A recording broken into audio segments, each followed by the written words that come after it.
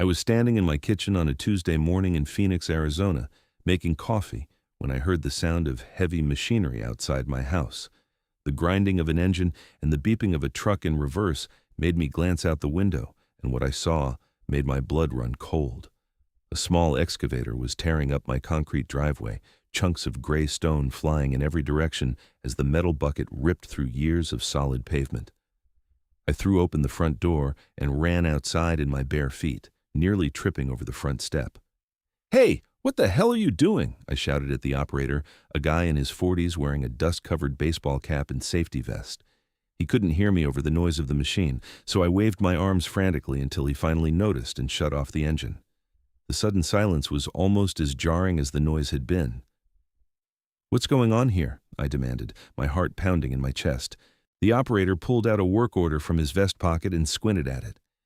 "Says here we're supposed to remove the driveway at 4782 Saguaro Lane and replace it with sod. HOA order. I'm Lucas Sutherland, and this is my house. Nobody told me anything about removing my driveway." He shrugged, clearly not interested in getting involved in a dispute. "Look, man, I just go where they send me. You need to take it up with the HOA. I've got the work order right here, signed and everything." I snatched the paper from his hand and scanned it quickly. Sure enough, it had my address and a signature from someone named Patricia Jenkins, HOA president. The order stated that the concrete driveway was being removed due to aesthetic violations and would be replaced with Kentucky bluegrass sod at the homeowner's expense. The estimated cost was listed as $10,000. $10,000. For grass where my driveway used to be. "You need to stop right now," I said, trying to keep my voice steady. "This is a mistake. I never authorized this." The operator scratched his head. "I can't just stop. I've got a contract. If you want to dispute it, call the HOA. I'll take my lunch break for 30 minutes, but then I've got to finish the job or I don't get paid." He climbed down from the excavator and walked toward his truck, pulling out a sandwich. I stood there staring at the destruction already done to my driveway. About a third of it was gone, leaving raw earth and broken concrete scattered across what used to be a smooth surface. I had lived in this house for 3 years and never had a single problem with the HOA. I paid my dues on time, kept my lawn maintained, and followed all the rules. This made no sense. I rushed back inside and grabbed my phone, searching through my emails for any HOA correspondence. Nothing. No warnings, no violation notices, no mention of my driveway being a problem.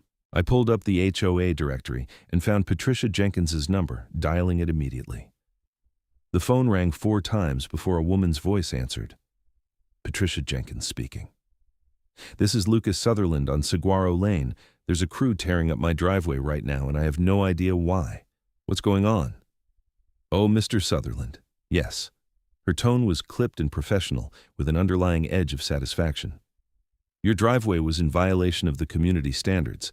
Concrete driveways are no longer permitted in our development. All residents are required to have grass or decorative stone. The board voted on this 6 months ago." 6 months ago? I never received any notice about this. "We sent a newsletter to all residents detailing the new regulations. It's your responsibility to read the community updates, Mr. Sutherland." I pulled up my email again and searched for newsletters. I found one from 6 months ago with the subject line, Spring Community Updates. I'd glanced at it briefly, but most of it seemed to be about the community pool hours and the annual barbecue. I opened it now and scrolled through pages of text about events, maintenance schedules, and yes, buried in the middle of the 3rd page, a single paragraph about updated driveway standards. "This is buried in the middle of a long email about pool hours. You can't just tear up someone's driveway without proper notice." "The notice was provided according to our bylaws, Mr. Sutherland.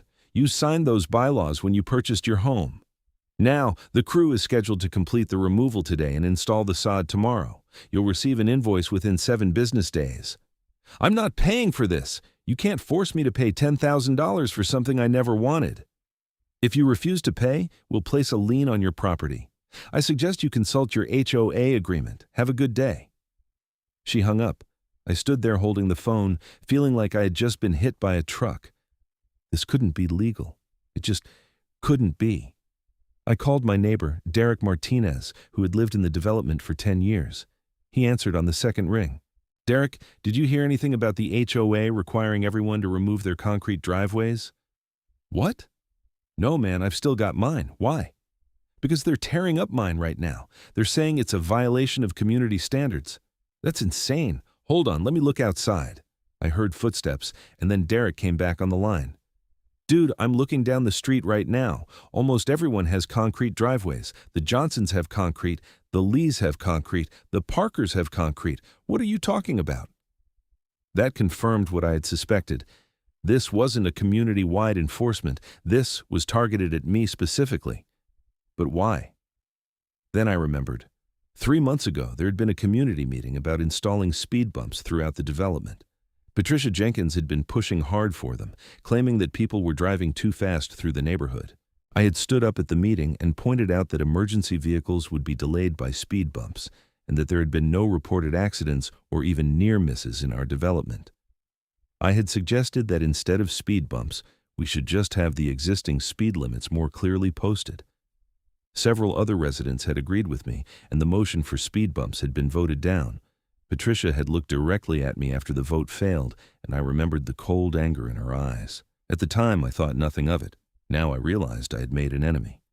I went back outside where the operator was finishing his sandwich.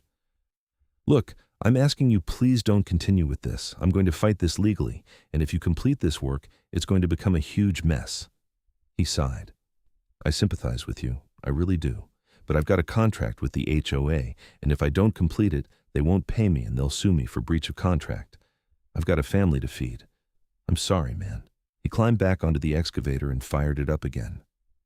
I watched helplessly as he continued destroying my driveway, the concrete cracking and splitting under the force of the machine. By early afternoon, my entire driveway was gone, replaced by a muddy expanse of bare earth. The crew loaded up the broken concrete and drove away, leaving tire tracks in my front yard. I spent the rest of the day researching attorneys who specialized in HOA disputes. It turned out there were quite a few in the Phoenix area, which told me I wasn't the only person who had problems with these organizations. I made appointments with 3 different lawyers for the following week. The next morning, the sod crew arrived at 7 in the morning. I went outside to meet them, and the foreman showed me another work order. This one was for installation of 5,000 square feet of Kentucky bluegrass sod, along with an irrigation system, topsoil, and a maintenance plan. The total cost was itemized at the bottom, $10,357. I'm not authorizing this work, I told the foreman. Sir, I've been hired by the HOA. They're the ones authorizing the work. But I'm the homeowner. This is my property. He pulled out a copy of the HOA bylaws and showed me a highlighted section. According to this, the HOA has the right to perform necessary maintenance and repairs to bring properties into compliance with community standards and to bill the homeowner for the costs. It's all legal, sir. I felt sick. I had signed those bylaws 3 years ago when I bought the house, barely reading through them because I was so excited about finally owning a home. I had never imagined they would be used against me like this.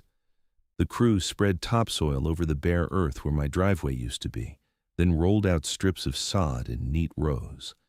They installed a sprinkler system with 6 heads that would need to run twice a day to keep the grass alive in the Arizona heat. By late afternoon, I had a bright green lawn where my driveway used to be. It looked completely ridiculous. Every other house on the street had a driveway. Mine had grass. I now had no place to park my car. I had to park on the street in front of my house, which was technically allowed but frowned upon by the HOA. I knew it was only a matter of time before I got a violation notice for that, too. On Monday morning, I met with the first attorney, a woman named Rebecca Walsh, who had handled HOA cases for 15 years. I explained the situation to her, showing her photos of my destroyed driveway, the work orders, and the emails from Patricia Jenkins. Rebecca listened carefully, taking notes on a legal pad. When I finished, she leaned back in her chair and frowned. Mr. Sutherland, I'm going to be honest with you. HOA cases are notoriously difficult to win. The courts generally defer to HOA boards unless you can prove they acted in bad faith or violated their own bylaws. Based on what you've shown me, they technically followed the procedures outlined in your HOA agreement. They notified residents of the new regulations through the newsletter, they gave a 6-month period for compliance, and they have the authority to enforce compliance and bill homeowners for violations. But they're only enforcing it against me. Everyone else still has concrete driveways. That's the key to your case. If you can prove selective enforcement, you might have grounds for a lawsuit. But you'll need evidence that other residents with similar violations were not forced to remove their driveways. You'll need photos, testimony from neighbors, documentation of similar properties that weren't cited. And even then, the HOA can argue they're enforcing regulations on a rolling basis and they plan to address other properties later. So, what are my options? You can sue the HOA for selective enforcement, abuse of authority, and to recover your costs. But I have to warn you, these cases can drag on for years and cost tens of thousands of dollars in legal fees. HOAs have deep pockets from all the membership dues, and they'll fight hard. Many times, homeowners give up because they can't afford to keep fighting. I can't just let them get away with this, Rebecca nodded. I understand. If you want to move forward, my retainer is $5,000, and I bill at $300 an hour. I estimate this case would take approximately 100 hours of work, possibly more if it goes to trial. That's $30,000, plus court costs and filing fees. I felt the wind go out of my sails. I didn't have that kind of money. I had been saving for years to build an emergency fund, and it totaled about $20,000. If I spent it all on legal fees, I would be wiped out, and there was no guarantee I would win. The meetings with the other 2 attorneys went similarly. They all said I had a case, but it would be expensive and difficult to win. One of them suggested I try to negotiate a settlement with the HOA before filing suit. That night, I sat at my kitchen table and looked at the invoice that had arrived by certified mail. $10,357 due within 30 days, or the HOA would place a lien on my property. A lien would destroy my credit and make it impossible to sell or refinance my home. I decided to try negotiating first. I drafted a formal letter to the HOA board explaining that I believed the enforcement was selective and unfair and requesting that they rescind the charges. I offered to compromise by installing decorative stone instead of sod, which would at least give me a surface I could drive on, and I would pay for it myself if they would waive the current invoice. I sent the letter by certified mail and waited. A week later, I received a response. It was from Patricia Jenkins, and it was brief. Dear Mr. Sutherland, your request for waiver of fees has been denied. The work was performed in accordance with HOA regulations, and you are responsible for payment. If payment is not received by the due date, we will proceed with placing a lien on your property. Sincerely, Patricia Jenkins, HOA President. That was it. No discussion, no compromise, no consideration of alternatives, just a flat denial. I was furious. I called Derek again and asked if he would be willing to testify that he and other residents still had concrete driveways and had received no enforcement notices. He agreed immediately. This is total garbage, Lucas. Patricia has been on a power trip ever since she became president. She tried to fine me last year because my garbage cans were visible from the street for 3 hours after trash pickup. 3 hours! I was at work. Everyone's cans are visible on trash day, but she sent me a violation notice with a $50 fine. I paid it because it wasn't worth fighting, but this thing with your driveway is way over the line. With Derek's agreement to help, I felt more confident. I went back to Rebecca Walsh and told her I wanted to proceed with the lawsuit. I would use my savings if necessary, but I couldn't let this stand. Rebecca drew up the complaint, naming the HOA and Patricia Jenkins individually as defendants. We sued for selective enforcement, abuse of power, violation of due process, and sought damages for the cost of the SOD installation plus attorney fees. We filed the lawsuit in Maricopa County Superior Court. The HOA had 30 days to respond. In the meantime, the due date for the invoice came and went. I didn't pay it. 3 days later, I received a notice that the HOA had placed a lien on my property for $10,357 plus interest and administrative fees. I felt a wave of panic when I saw the lien. This was now on my credit report, affecting my credit score. But Rebecca assured me that if we won the lawsuit, the lien would be removed and my credit would be restored. The HOA's response to the lawsuit arrived on day 28. They denied all allegations and filed a counterclaim against me for unpaid HOA fees, the cost of the lien filing, and attorney fees. They were asking for $15,000. "This is standard intimidation tactics," Rebecca explained when I called her in a panic. "They're trying to scare you into dropping the suit. Don't let it work. We have a strong case for selective enforcement." We entered the discovery phase, where both sides exchanged documents and took depositions. Rebecca sent the HOA a request for all documentation related to driveway violations and enforcement actions over the past 3 years. The HOA was required to produce these documents by law. When the documents arrived, they were revealing. Over the past 3 years, exactly 1 driveway violation had been issued in our development of 87 homes. That violation was mine.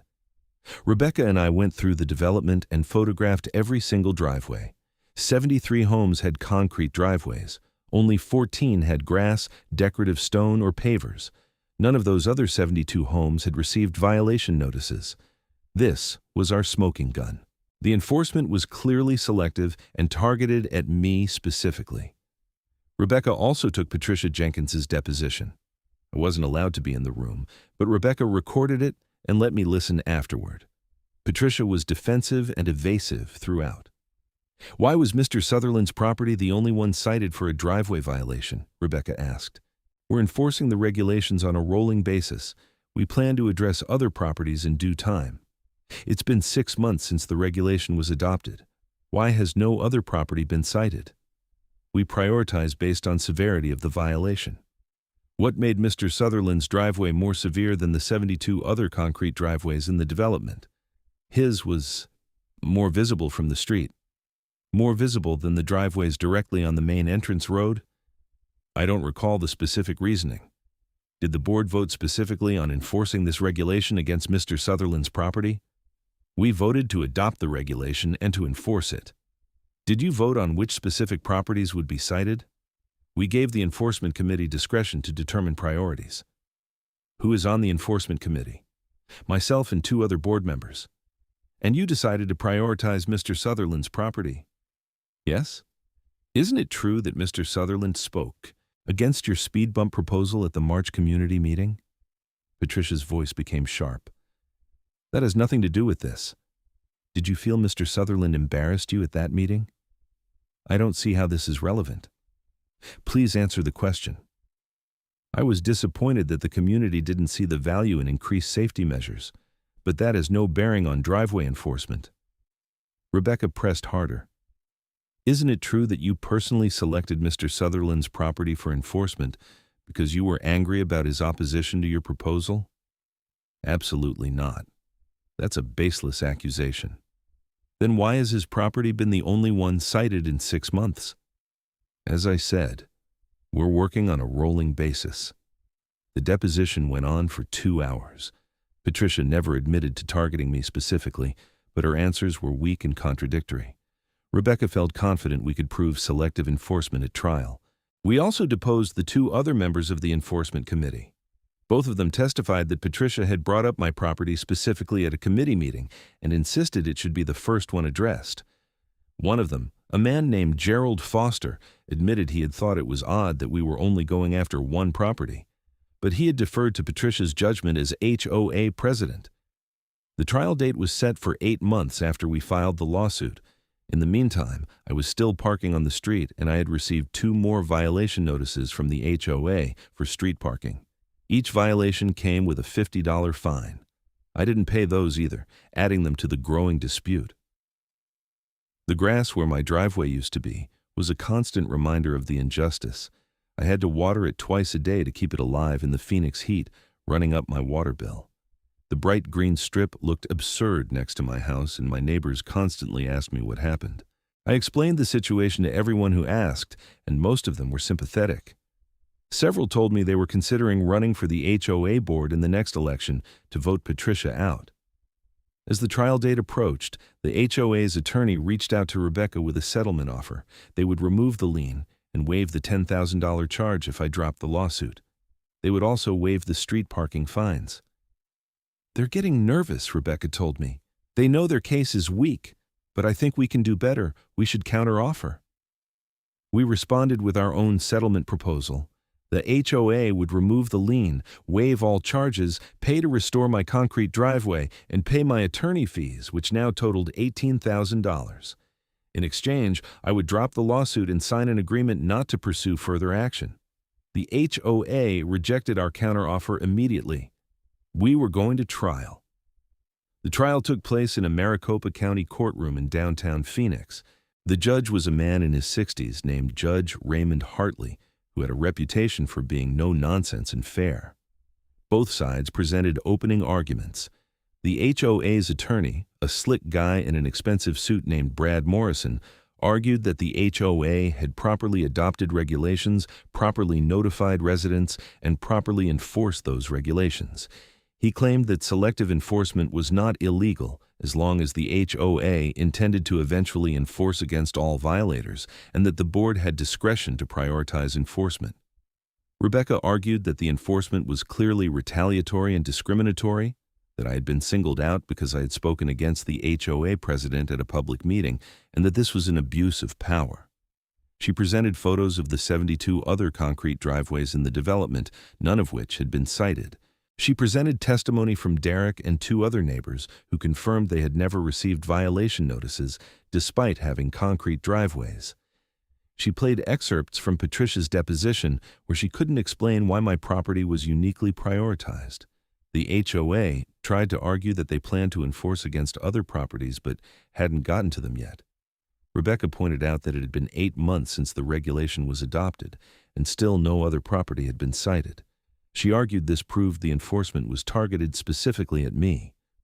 Patricia took the stand to testify.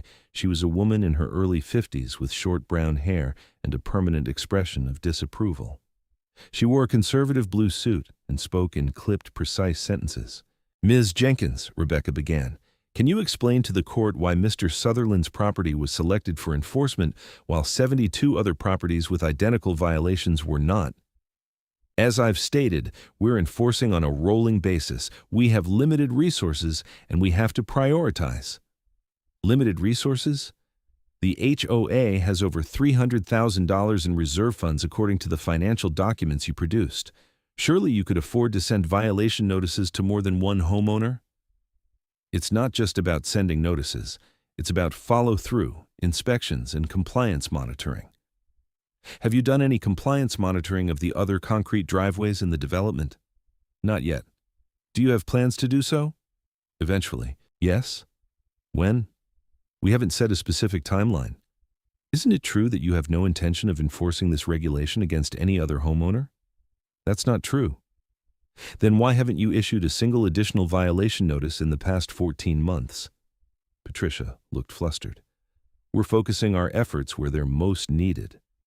And where they're most needed happens to be the property of the man who spoke against your speed bump proposal. That's not why we prioritized his property.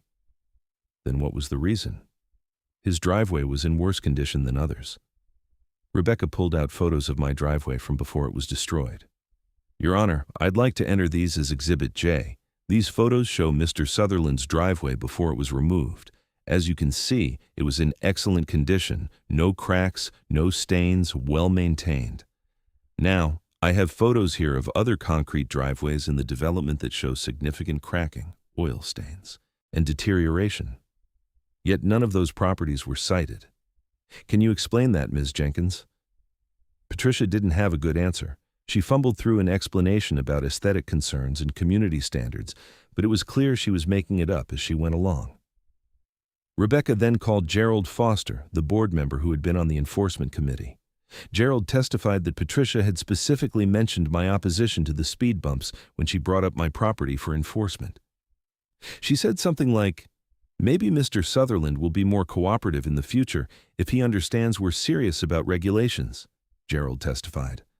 I thought it was a strange comment at the time, but I didn't push back on it.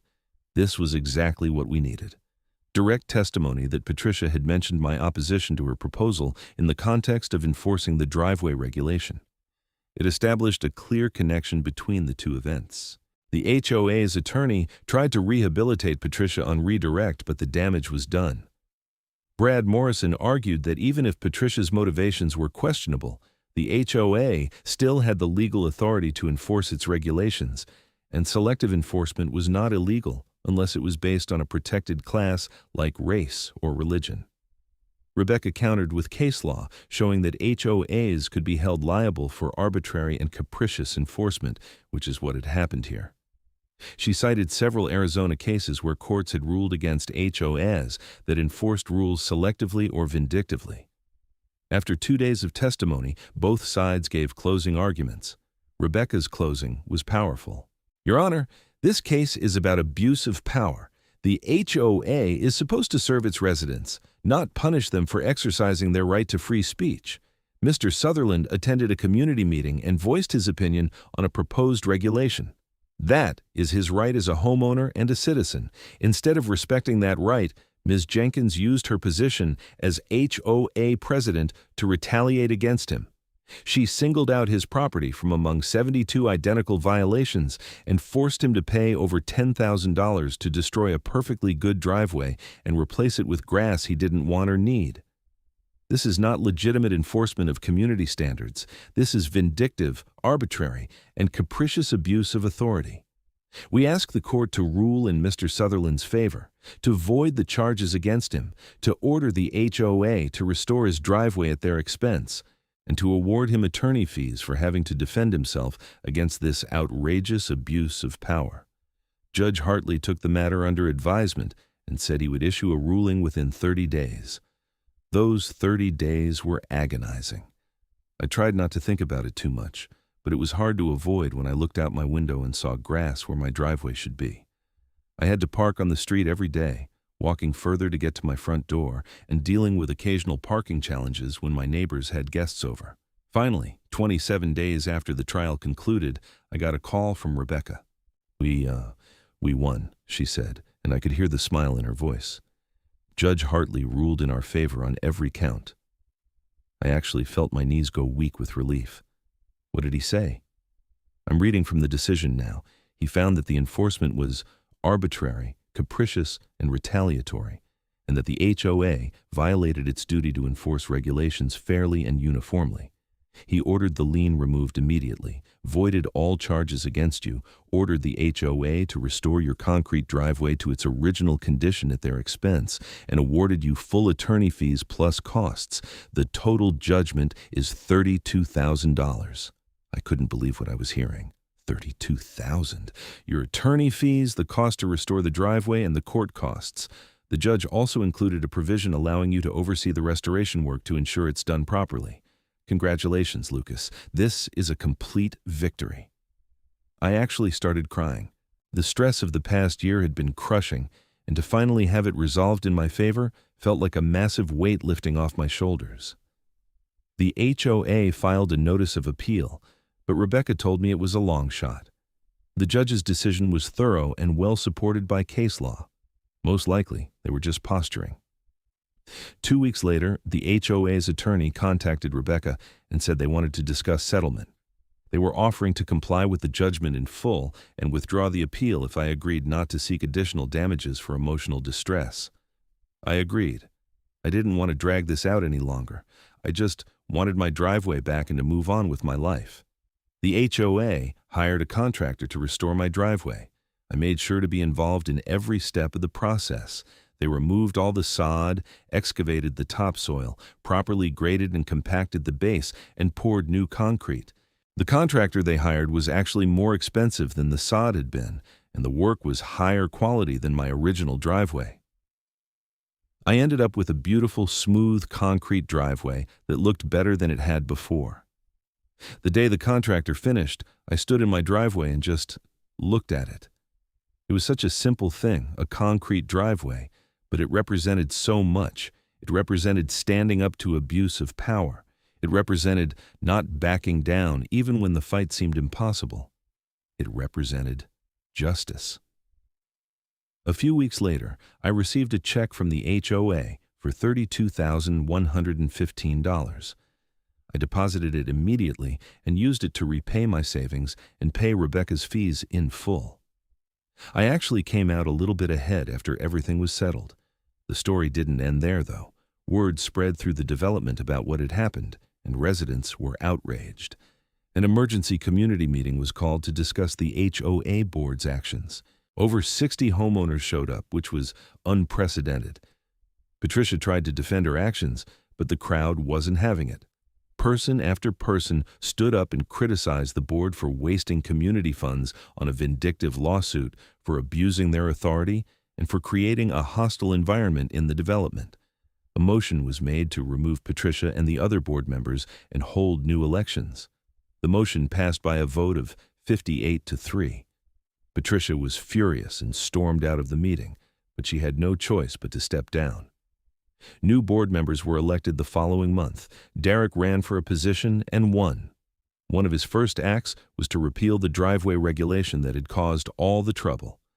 Concrete driveways were once again allowed without restriction. The new board also implemented several reforms to prevent future abuses of power. All enforcement actions now had to be approved by a majority of the board, not just the enforcement committee. Homeowners were entitled to a hearing before any work was performed on their property. And any regulation that would cost homeowners more than $500 to comply with required a vote of the full membership, not just the board. I started attending HOA meetings regularly after that, and I encouraged my neighbors to do the same. I realized that these organizations only become tyrannical when no one is paying attention. When residents are engaged in holding the board accountable, HOAs can actually function the way they're supposed to. Patricia moved out of the development about 6 months after everything concluded. I heard through the neighborhood gossip that she and her husband bought a house in Scottsdale. I didn't miss her. The experience taught me several important lessons. First, always read your HOA bylaws carefully before you buy a house. Understand what power you're giving to the organization and what recourse you have if they abuse that power. Second, don't be afraid to stand up for yourself when you're being treated unfairly. Yes, it was expensive and stressful to fight the lawsuit, but it would have been worse to just accept the injustice and let them get away with it. Third, get involved in your community. Attend HOA meetings, run for the board if you have time, and make sure your neighbors are informed about what's happening. HOAs derive their power from apathy. When residents are engaged, that power is checked. I also learned that the legal system, for all its flaws, can work. Judge Hartley took the time to understand the facts, to see through the HOA's justifications, and to issue a fair ruling. Rebecca fought hard for me and didn't back down even when the HOA tried to intimidate us with their counterclaim. Justice was served, and that meant something. My relationship with my neighbors actually improved after everything happened. People knew I had stood up to the HOA and won, and several of them told me it inspired them to be more active in community affairs. Derek and I became much closer friends. We started having regular barbecues and watching football together on Sundays. The new concrete driveway still makes me happy every time I pull into it. It's smooth and level, with nice clean edges and proper drainage. On some level, it's just a driveway.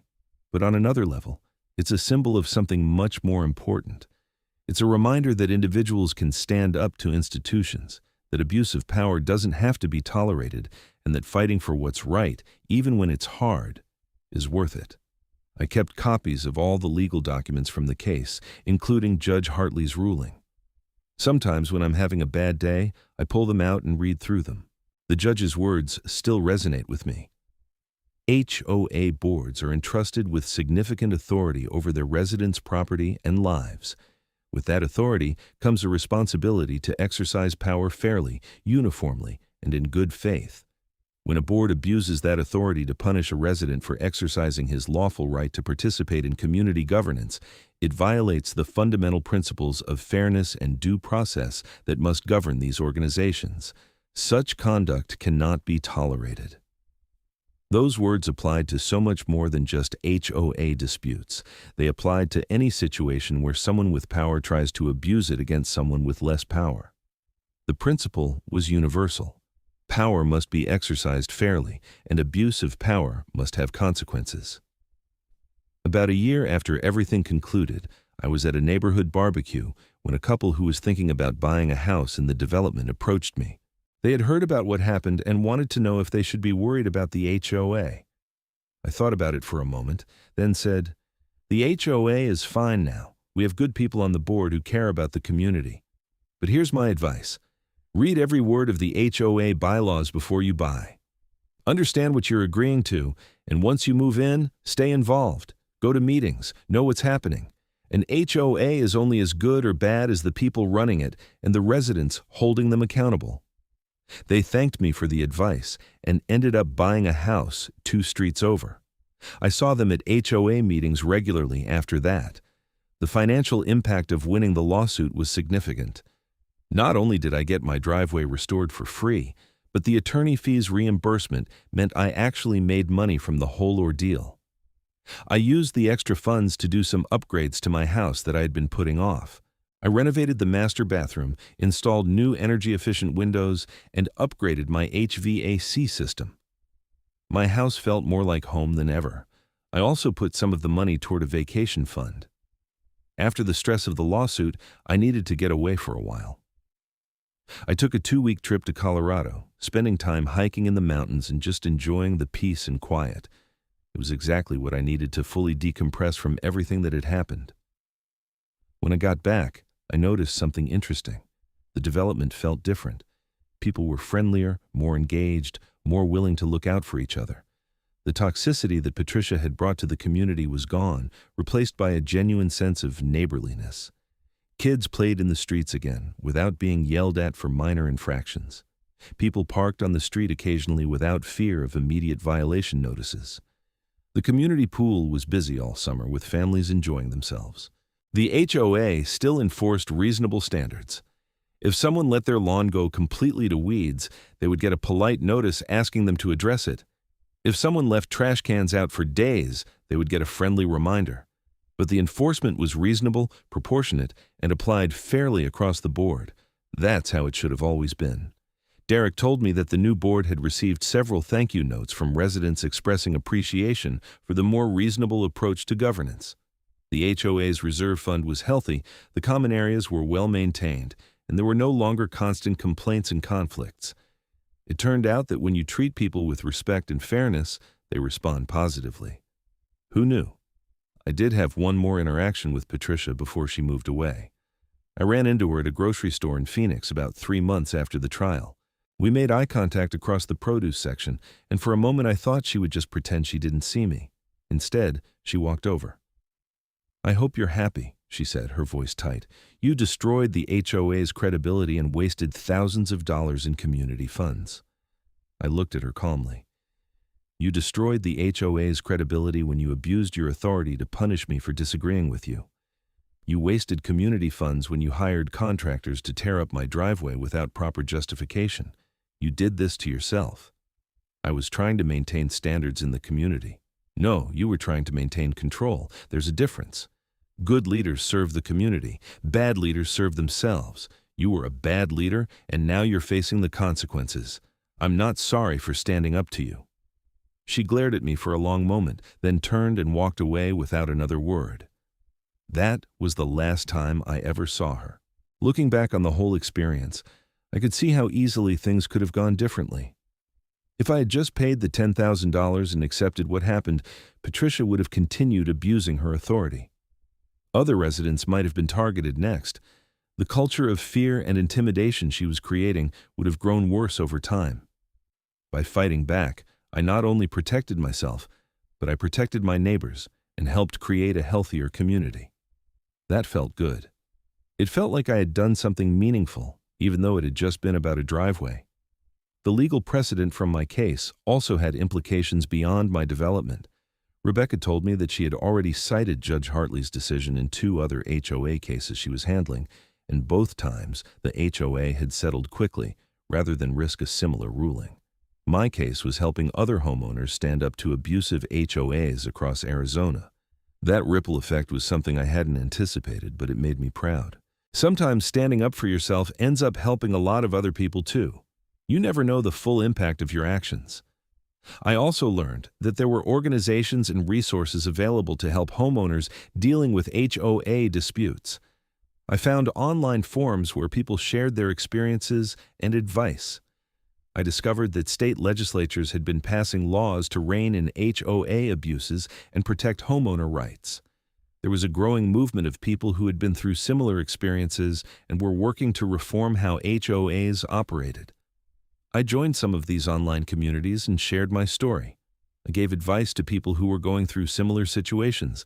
I emphasized the importance of documenting everything, finding a good attorney, and not backing down in the face of intimidation.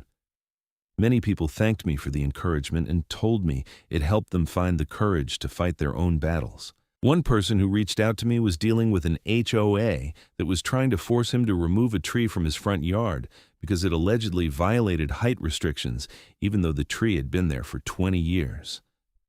I walked him through the process of gathering evidence of selective enforcement, finding a good attorney, and building a strong case. He ended up winning his lawsuit and keeping his tree.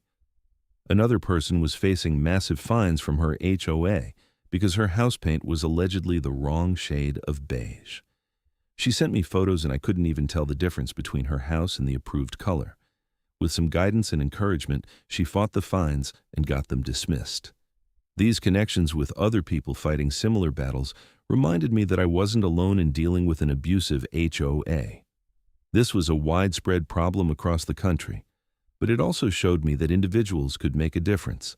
Every person who stood up to an abusive HOA made it a little bit harder for those organizations to get away with their behavior. My story even got some media attention. A local news reporter heard about the case and reached out to do a story on HOA abuses. I agreed to be interviewed, and the segment aired on the evening news. The reporter interviewed me, showed footage of my driveway, and talked about the broader issue of HOA overreach. The story got a lot of attention and sparked a conversation in the Phoenix area about HOA reform. A state legislator even reached out to me after seeing the news segment. He was working on a bill to strengthen homeowner protections against HOA abuses and wanted to hear about my experience. I met with him and his staff and shared my story in detail. Some of the provisions in the bill were directly inspired by what happened to me, including requirements for more stringent due process before HOAs could perform work on private property and bill homeowners for it. The bill eventually passed and became law in Arizona. It wasn't a complete solution to the problem of HOA abuses, but it was a step in the right direction. Knowing that my experience had contributed to legal reform that would help protect other homeowners felt incredible. Through all of this, my appreciation for my house and my community only grew. I had fought for my home, quite literally, and won. That created a bond between me and the property that went beyond just owning it.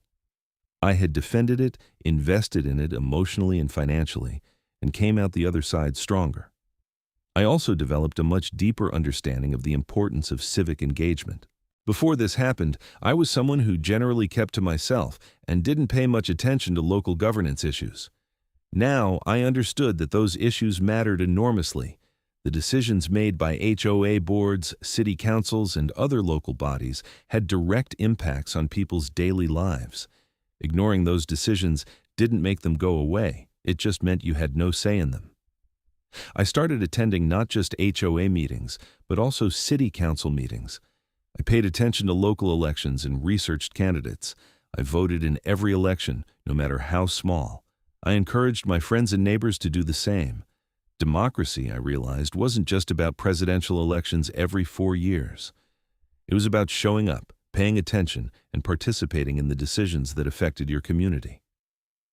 The driveway itself continued to serve as a daily reminder of everything I had learned. Every time I pulled into it, I felt a sense of satisfaction and pride. It was more than just a place to park my car.